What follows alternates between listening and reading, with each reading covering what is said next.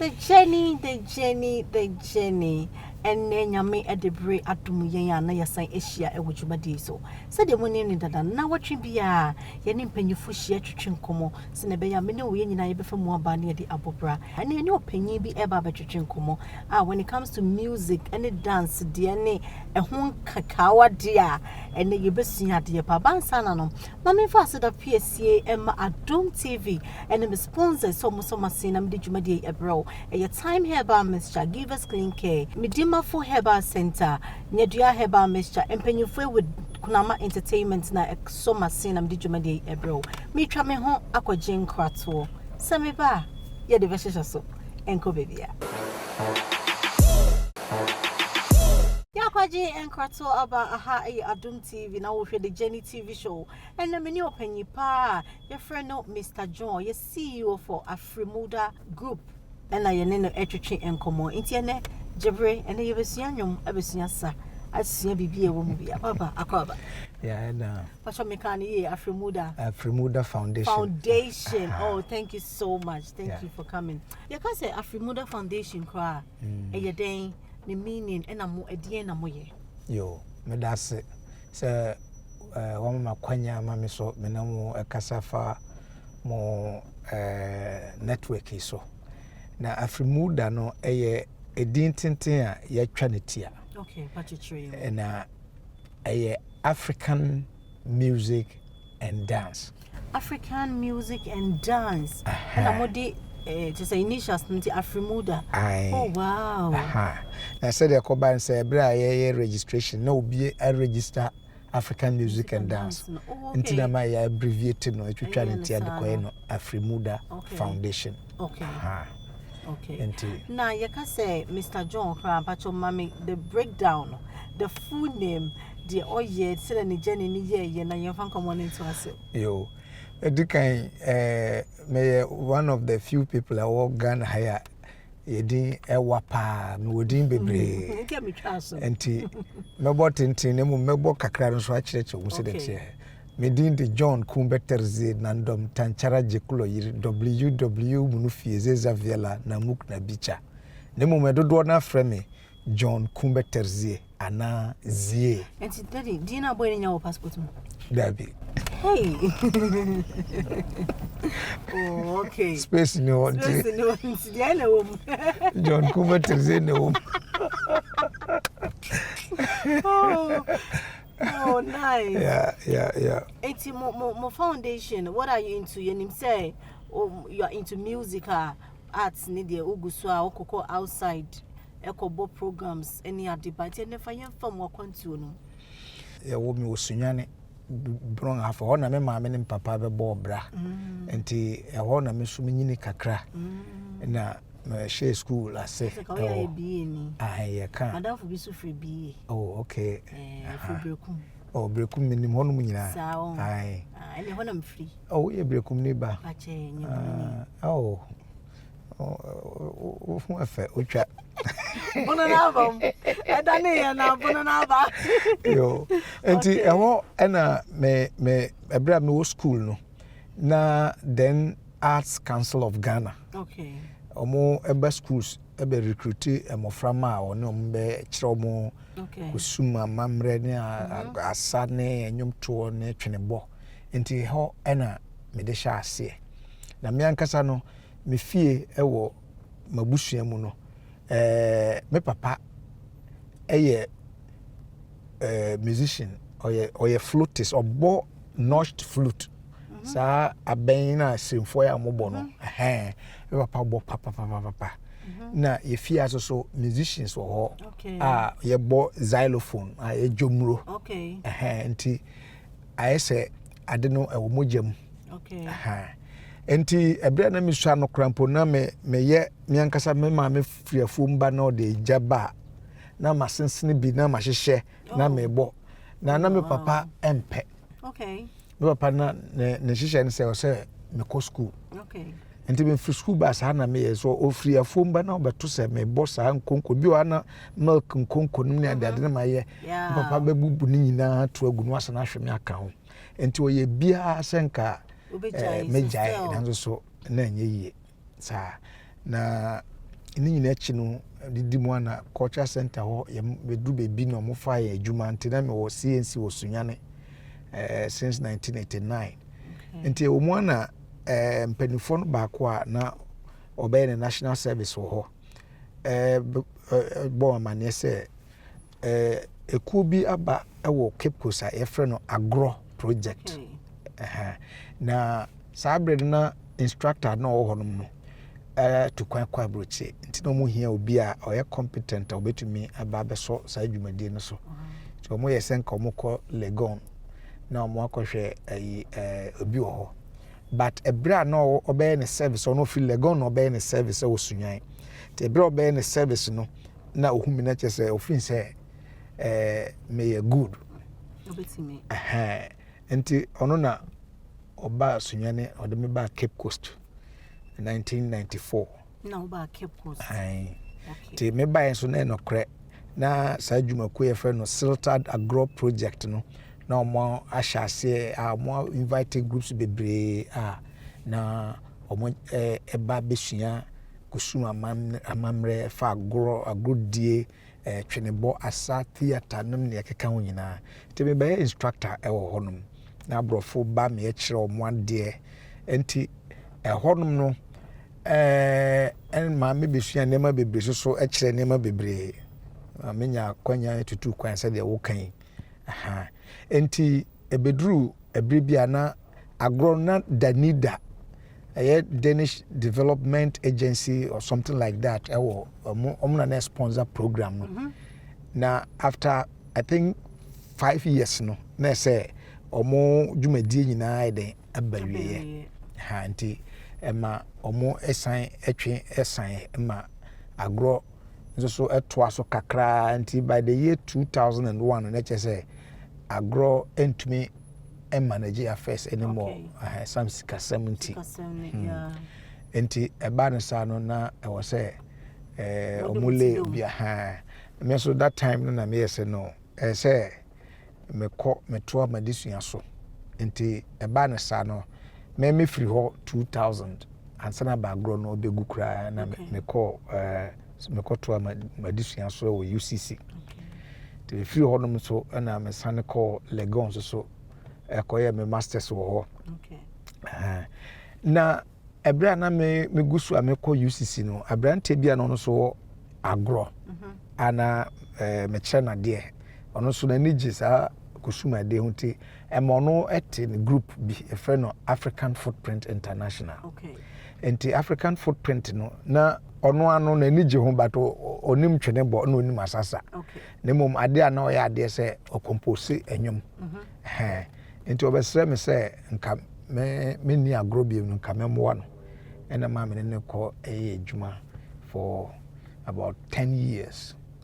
Debra me ko school nyina from UCC to Legon nyina no na me gusu amene no sa adwuma nti menya kwanya ne etutu kwan ma me hunu ebinimu a moso very good artist ne ade nti nyame adomara kwa me so menya kwanya suasua nema bi de ka de anaminim ho ene ade enti ekoduru bebi na chese me yonkunu vision ode sha ase ma menya nigye se me so meboa me aye no na diversion kakra eden ebam kodu bebi se nipa wie nipa sikasem ka se ebam kakra na fe ayesa ayada na busua na me no a me enti eba nsa na ese no ese metwe me ho ena me de bete me ankasa me de aye Afrimuda Foundation to Cape Coast ena me just started Afrimuda Foundation no since the year 2014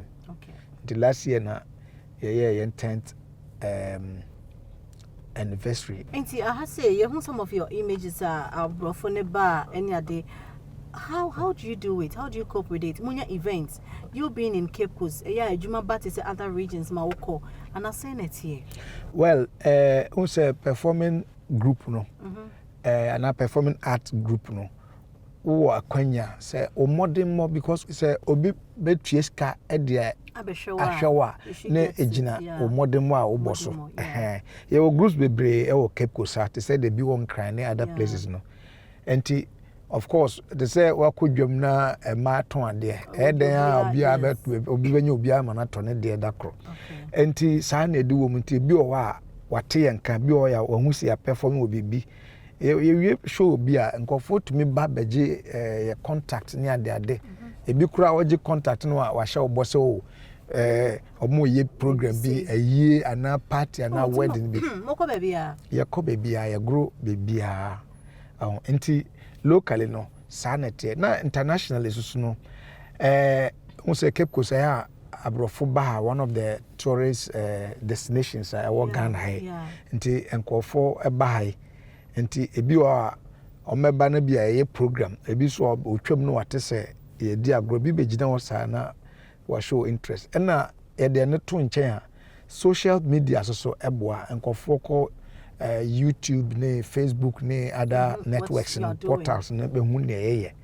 and ye de bi ka ho na links so am wo dada ebra na me wo agro ne African footprint etutu kwan ne ade nkofo nimme nti wonmo ate se mateme ho no because some edrubre bia na nkofo crafts na ade ntina menteme ho na mo mesho obi ase na because adwuma na nkasa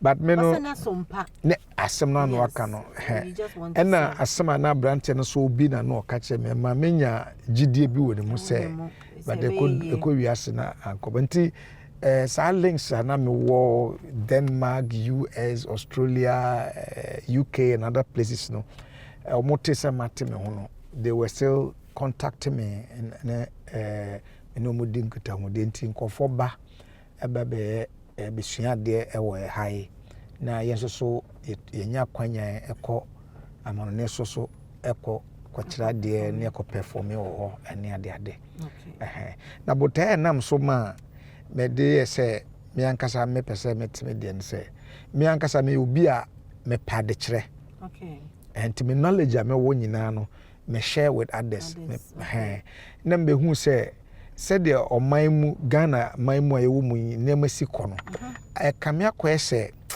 ye nema bi wo ho a esombu maye na se bi o ye mpanimfo de ano no omo adwene enta nkoso papa ebi ni ye kusum ade agudie amamre ni amane ayeye no hai na no so ni ade anyame de ache yen esanse ne ebroni nim no untimi ni nkopre ho na nyankopon so ne hu ehu ewo kwan bi so esanse wa ma ajapade ne ya mamre ne amane ne ayeye no broni ni saade no bebre enti ama brebi a mu bibia fa sa kusum de no benkru bi pe one way bi na nam so ha no your variety na ne me ha me ne se yanhwe ne ye a ye to ye japade bi ade bi asombo agu enti sesi ye first na kamene adult na but sesi an me focus na bankra no so enti nkra na me nkra between the ages of 5 and 15 some them baby sua bi obey ade pa po penyo we some de ba enti eno ena ye na me akwanye so me de ka ache ye mpanifo se ade a ye wo no se ye bo ho ban we ye intangible resources bi a ye wa ankofo ntumi embe fanko enti e wo se ye bo ho ban eno na ma attract ebi yetumi adwuma yetumi de nipa be 100 over 100 bra na me wo African footprint ye de nipa be 100 efiri abrochiri ba omo ba osika bi omo de beba bia ha na omo edi no afashe beba mu ni adaje ye ni adaje so enti bitu kwan just because opeso okosua sa okohwe ye culture ni ade na se ukobo asa ne twenebo ho pe eso pa na nkofo fin se dabra wo ya abosomsem enya abosomsem ye twa ye ho ye basisia Jakoji enkoto aba aha ye de jeniso o Adum TV na enne ye twetwe nkomo ye ni opanyin pa oda culture group ano Mr John ene ene no etwetwe nkomo wadi afei ena watena se agibre na ye ntoase ne yesuade Papa wakasa bebre na eba mo culture we na won say oba Accra Art Center ye wo baby a mokọ a bibia ase Abena providing yama say na etie efa ema mo eba keep kosira. Do you have like the culture center mo baby a mo wan twene mo all the equipment mo bibia etimi to say the way we training kwadai? If you don't get the help, how can you teach? Say na etie eno asem no anu aka no amane a yehunu enya agro yemfimo. We the practitioners no and the leaders no ye bre enne I dawuro ya ye bo keke ye bo ne bo kire wa hwe ya do ti bepem dai. Wow, king me na me ka kire wow. Na mo culture center wa ha say. Your culture center so, na we are in good relationship with the culture center. Okay. Na mum no baby number 1 baby culture center no ankasa si na wa kire. O kasa wo ko wa obe eno ena culture centers no so no they are not well resourced. O metumi ayeden extend omo de amayen so na nti space a wo be training ya na ye rent space etua bosume 300 Ghana cedis. So and then about light ne nsuo near that na you pay so no credit da wa kan de aban enhyeda manani nkoye so nti ya na ye bibia na de ha adwene kra ne se ye nyammo amfiri aban ho nanso so aban kura so eye bibi no hia na osrent so amana boro so nyente so se osre so keke nanso so ye ben ne den nti na se wokwa brochiri a wo de minim se na meken wotemase wokwa brochiri a musicians and performing arts no ankasa as an industry no ye tua okama wankasa wakoma to yem nti ade bia obey bia no so omo appreciate if you you do it well. There's a motivation adwuma na ha ne ntesa na ye de aban to nchen a ye wasika for emai mu infante I keep kosa e wasika for ha wo de wasem koto omo anima obeka ka we so a good idea the we na fine pa oye de we da Amazon oye nanso so nche ba ne da ba last week mpo anche nyamboa sisiara munyu kase ne da na nkofu bi ba menche na mase so mamotuma mza bon bia mza o meka sa de akire wo na menye sure say keko sanko a bibia na ye kan yeso na ye jebi ukwa santimamu a asantiman mpanifo ho no omo eti culture se omo support menka we emfa denigrate on any tribe but omo te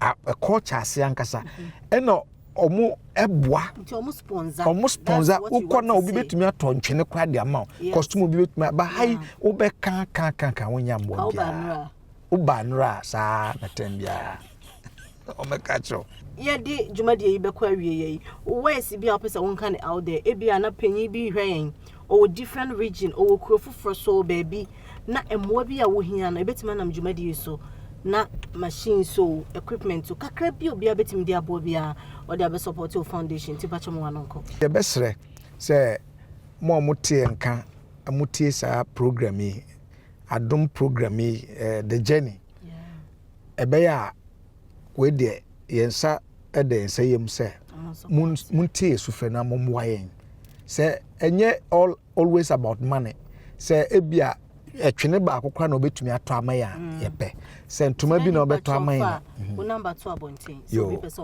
onye bibia yo obi opese oboy bia no ye number 0244 54 6651 0244 546651 aha wo frɛ na wobetumi ne na kasa na yeso ya kyerɛ ebia amwa ye behia na mede masam ba wie so a ye pese ye betena se na ye hwɛ anim sɛ nkɔfo bebrɛ yen amwa ye pese ye enti wonya adwuma bi a sɛ yie o sɛ wedding o sɛ party o dito a ye kwan obetumi afa so ma ye bibi na wo so aboa yen ye kra ye pen sa chen say ye de ensa be share dem refom say we de e ka ba ko say de na ye den wa wo de anti de fa mama hey acha de aka ba ko pe say ba ko pe say on de de wo bia ye wo de we de wo pe o mpe o oh, okay. Hey, and that so. Almost share with us one of your best childhood games you loved so much. me swana agro bi ho ma nije ho pa but enne me hu sa agro no ai obehwe na ya fa edua na ba ko ejina okitram na ba ko so na wo akọ measure wo dey measure any level of your body na what na wo dey aduam afa akopi ai ade na eboa pa nti me ebra me sane ade me active no na me ye sade no oh wow ne ba ko e kan ho ye jaskele no ye de kenten and ye de no ukitedua na milk chense nti obi gina chi oto a na wabo ati so oto na to kenten mu da wa qualify na sa antoma na obi agba baby obaba koto ni so otu mika kofa na what enjoy da was pa so ba ye na yesua de bebre nyame ehwa the journey de oba ye flower ye de ma che so ye no ka ye we so a na ye bre ya na ye chin ya na je si na konya bre ma bre ya mu post ni enya bi ma bre picture mi enya bi and for your sponsors so see ma hampesi ti nyame ehwa pa so wa be share. When it comes to culture near dinner, I will say you're taking it serious. Ne never share near my baby. I'm a yes, yeah, that's in yami ensure. Meaning so well over fear and never see a dear bakum, you know, aha and a brave my edijumadi, a CBD at the Abena Ghana and Chiakasi and come a for our muscle masin and I watch you be a meet me jumadi a bro. Nakai says season you will Cape Coast and then in penny for a tricking come our central region. Aha and a medimano AC. Ain't she as a ne? Meaning at the Abena Ghana, abono for a good year, welcome this year, my crowd. The journey